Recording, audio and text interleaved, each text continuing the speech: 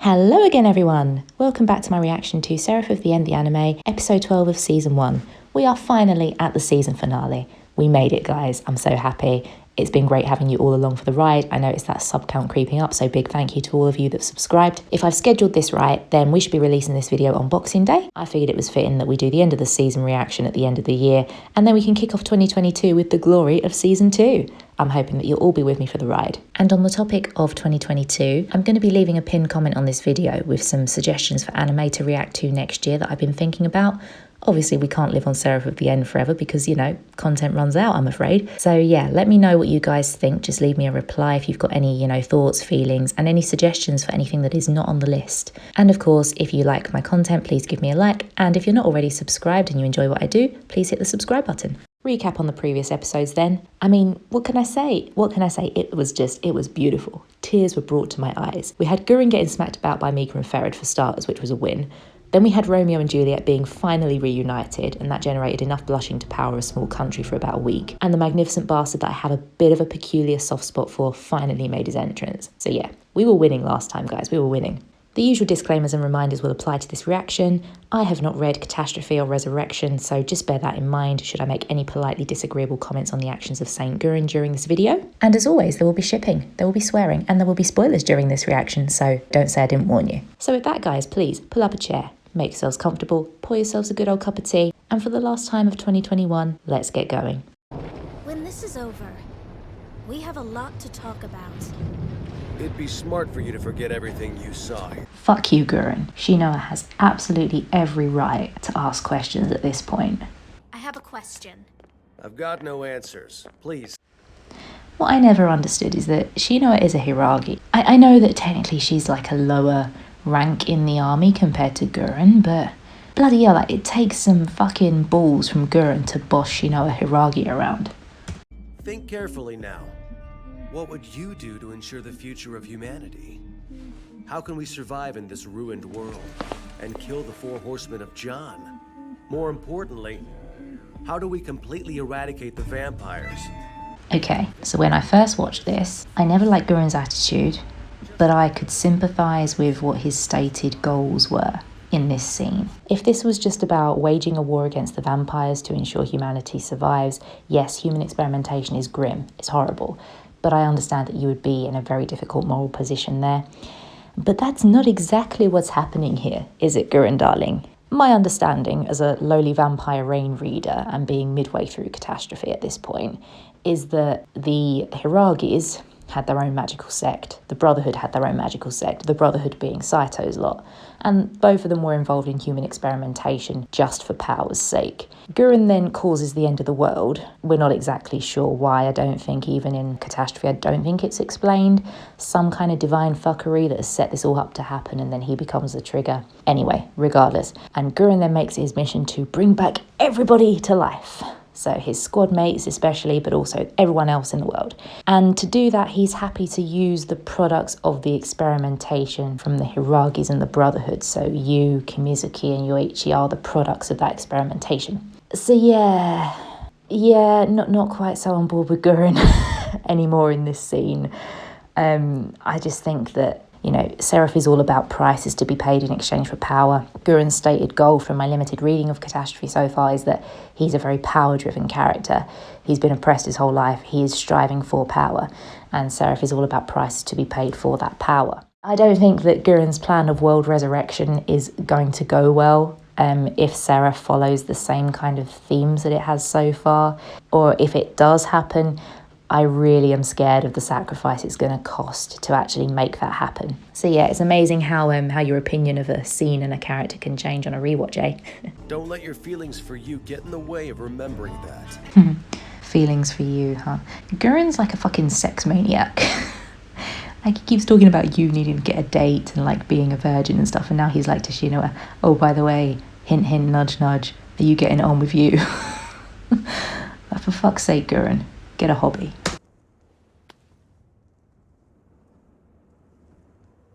Wake up for all of us.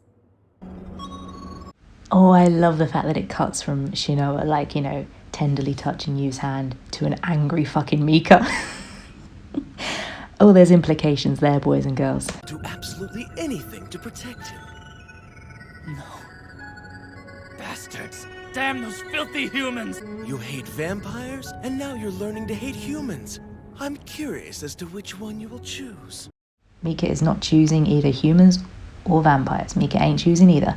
Mika's choosing you. Whatever you is, whatever he becomes, Mika is going to choose you. And vice versa, by the way. So here we're shown that the vampires are all very physically beautiful. But when you become a vampire, you lose your desire for sex. I think that's established in the Vampire Michaela novel with, I think, Ferid and Crowley discuss that issue, and it's established that vampires don't have that desire. Not only that, but you become this very strong, powerful entity that has this incredible healing power. You essentially live forever, but you've lost the meaning of life because your emotions are completely gone. You are void of that connection with other people that you used to have as human. So yeah, it's an ironic punishment, isn't it? You probably know more about him than us, Mika. That deviant always keeps you within arm's reach. I love that even the vampires call Ferid a fucking deviant in this scene. I love Ferid. He is very entertaining whenever he's on the screen, but there is no denying the man is fucked up. He's like Hisoka from Hunter x Hunter, you know, they're on the same kind of level. So yeah, for even the vampires to say that you don't meet their standards, that's a pretty low fucking bar. And Ferid has not met it. Oh dear. I'm just another ugly vampire. Hearing Mika talk about himself in such a negative way in this scene causes me physical pain. It's horrible. Because Mika, for me, is one of the most morally decent characters in Seraph of the End. No, he's the most decent character for me. On the sliding scale of good versus evil, Mika is the one, in my view, that is most firmly in the corner of good. He tries to avoid violence wherever possible. He has a non-violent motive, which is just to, you know, grab you and get the fuck out of there. And yeah, he's always very protective over the people that he loves. So that's you and you's allies by extension. That, for me, puts him way above some of the other characters in this series. I'm not saying that he's perfect, you know, he's no angel, or maybe he literally is because it's Seraph of the End, but, you know, he isn't perfect. The fact that he cares about you so deeply means that he's willing to go to extreme lengths in order to protect you, and that's also in his own interest because, you know, he loves you. In Vinland Saga, they have an interesting scene where they talk about what love is, and there's like a priest, and the priest says love is, at its heart, discrimination. It's discrimination of one person against another, and that can cause you to do evil in the name of love. I thought it was really interesting. And you do see that with Mika here, you know, he's a very loving character, but I think he would be prepared to go to terrible lengths to protect you. For me, he is still, at this point in the story, chapter 109, he is the most morally decent character and kind of the beacon of goodness. And I think that's definitely what he represents for you. He represents the good that you is trying to reach, like the standard that you is trying to reach, like sin against perfection.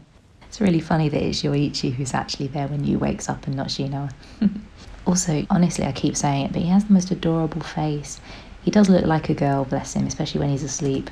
Although, I must say, I feel like Yoichi is like probably the most straight character here.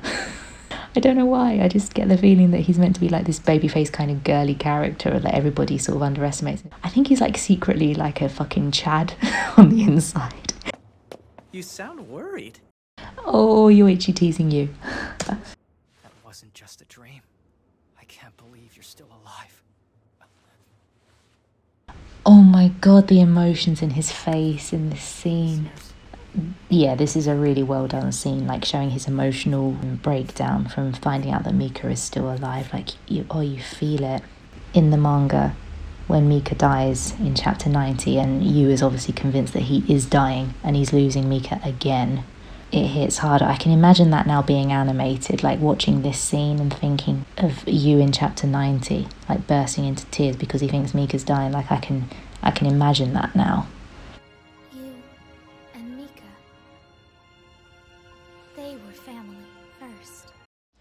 They were family first. Oh, the triangle. It's true, they were. And what's the rule? First girl wins, or in this case, first boy wins, maybe. You know what? Oh, she's so cute in this scene. Bless her. And then Mitsuba crashes the party. It took you long enough. Okay, now you're just making stuff up. I was never in here watching him sleep. I thought you said not to tell him about watching him sleep. Shut up. Look at Yoichi spilling the tea on Kimizuki like a savage. I love it. Yoichi is my boy. Yoichi is my boy in this series. Mika is best boy, but Mika belongs to you. Yoichi is my cinnamon roll. I claim him for myself. I get the feeling that Yoichi is the sort of friend that you would divulge your deepest, darkest secrets to, and he would slowly collect information on you throughout the years, and God forbid that you ever got on his bad side, because he would just destroy your life systematically. Like, that's the kind of character that Yoichi is. Mika is still alive. It's unbelievable. Why are so many good things happening to me? Why are so many good things happening to me?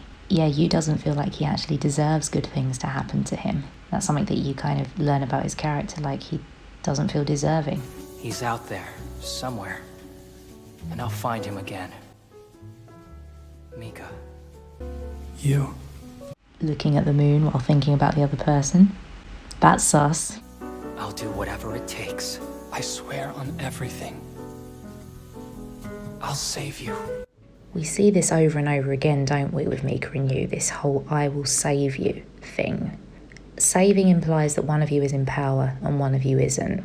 And for the first time in 109, instead of an I will save you, we get an I will protect you.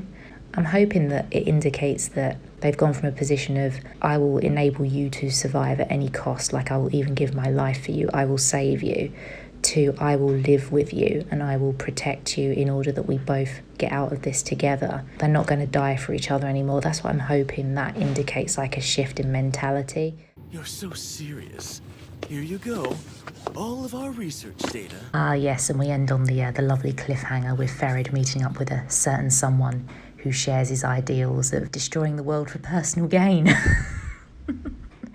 Yeah, that's Guren. For any of you that don't know, spoiler alert, that's Guren that he's meeting with. And Ferid and Guren are working together. They've been working together now consistently in the manga for many, many chapters, haven't they? I'd sort of forgotten that they were working together, actually, until 109 brought it all back. I was like, oh shit, those two. Of course those two were scheming together the whole time, of course they were. And so concludes our misadventures in Season 1 of Seraph of the End. I hope you enjoyed this video. If you did, please give me a like, comment and subscribe. You can also connect with me on social media. I'll put the links in the description below. And if you feel so inclined, you can also show me a bit of love on Patreon as well. Again, I'll put the link in the description. So with that, guys, you take care of yourselves until the new year. I will see you all in 2022. Bye!